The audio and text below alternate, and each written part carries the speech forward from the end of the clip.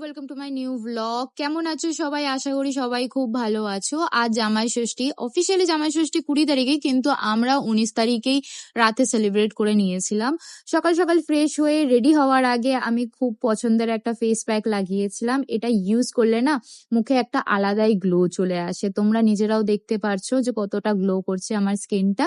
তোমাদের যদি লিংক লাগে আমাকে কমেন্ট করে জানাবে, আমি অবশ্যই লিংক প্রোভাইড করে দেবো। সেদিন আমি একটা পিচি পিঙ্ক কালারের শাড়ি পরেছিলাম। এই শাড়িটা আমার বাবা আমাকে 1 বছর আগে গিফট করেছিল, তাই এটা আমার কাছে আরো বেশি স্পেশাল লাগছিল।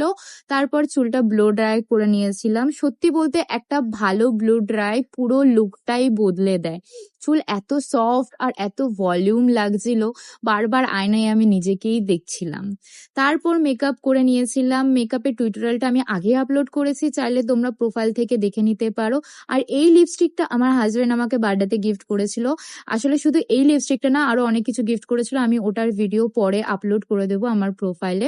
আর শাড়ির সাথে কাজল আর টিপ, এই কম্বিনেশনটা তোমাদের কার কার ভালো লাগে কমেন্ট করে অবশ্যই জানিও। ইঁদুর পরে নেওয়ার পর মেকআপ ফিক্সার ইউজ করেছিলাম, তোমাদের কিছু লিংক লাগলে অবশ্যই কমেন্ট করে জানাবে। আর পারফিউমটা আমি রেনের ইউজ করি। এই পারফিউমটা খুব ভালো, মানে খুবই একটা ভালো পারফিউম। দেন আমি একটা গোল্ডের ইয়াররিং পরে নিয়েছিলাম। গোল্ডের ইয়াররিংটাও আমার বাবা আমাকে দিয়েছিল আমার বিয়েতে। খুবই পছন্দের একটা ডিজাইনের ইয়াররিং আমার। দেন আমি রেডি হওয়ার পর আমি ঈশানকেও রেডি করে নিয়েছিলাম। ওকে আজকে আমি দুটো ঝুঁটি বেঁধে দিয়েছিলাম, দেখতে পুরো মেয়ে মেয়ে লাগছিল, কিন্তু আমি অনেকদিন পরে ওই ঝুঁটিটা বাঁধলাম, দেখলাম খুব সুন্দর লাগছে, তাই আমি আর খুলিনি। দেন আমরা বেরিয়ে পড়েছিলাম। রাস্তা থেকে আমি মিষ্টি নিয়ে নিয়েছিলাম।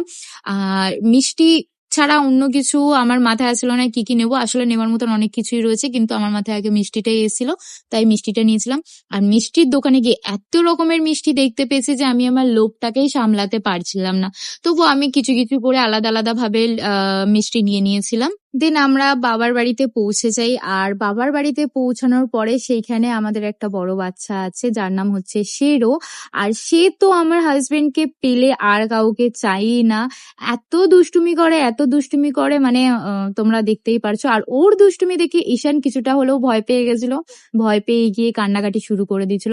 আর ওর কান্নাকাটি দেখে আমার মা তো ওকে কিছুতেই কোল থেকে নিচে নামাবে না। সারাক্ষণই, মানে যতক্ষণ ছিলাম ততক্ষণই ওকে কোলে করে রেখে দিয়েছে। দেন আমার সাথেও একটু খুনসুটি ওর চলছিল, আমাকেও একটুখানি জাস্ট আদর করছিল। দেন শাড়ি পরেছি, আর আমি কিছু ক্লিপ নেব না এটা তো হতেই পারে না। আমার মনে হয় প্রত্যেকটা মেয়েই সেম, যে শাড়ি পরার পরে কিংবা কোনো ভালো ড্রেস আপ করার পরে জাস্ট একটুখানি পোজ তো দিতেই হয়, পোজ দিয়ে ফটো তুলতেই হয়।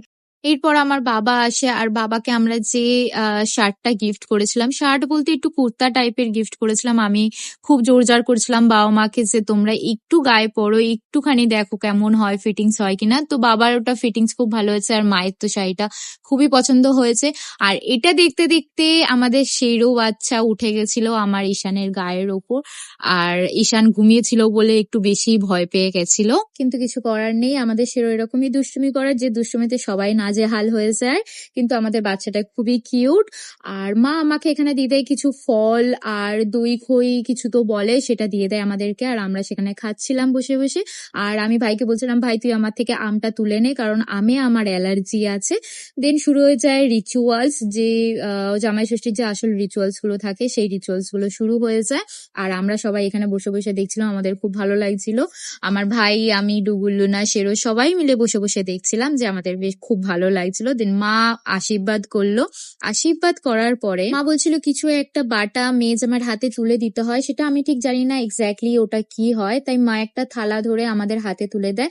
দেন চলে আসে রাতের খাওয়া দাওয়ার পালা।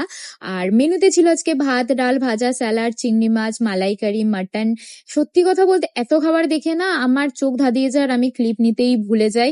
আর সবাই মিলে খাওয়া দাওয়া শেষ করে রাত্রির প্রায় তখন 11টা বাজে আমরা সবাই বাড়ি চলে আসি। তখন ঈশানেরও একটু একটু ঘুম পেয়ে যায়। এই ছিল আজকের ব্লগটা কেমন লাগলো কমেন্ট করে অবশ্যই জানিও। দেখা হবে পরের ভিডিওতে। Bye bye.